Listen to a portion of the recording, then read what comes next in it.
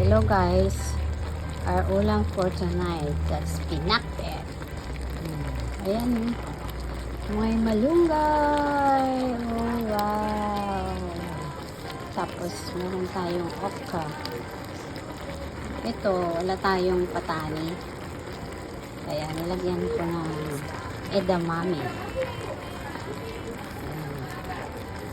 May sili siya,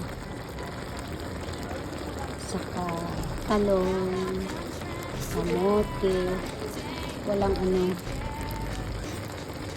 sitaw kasi ang mahal ng sitaw.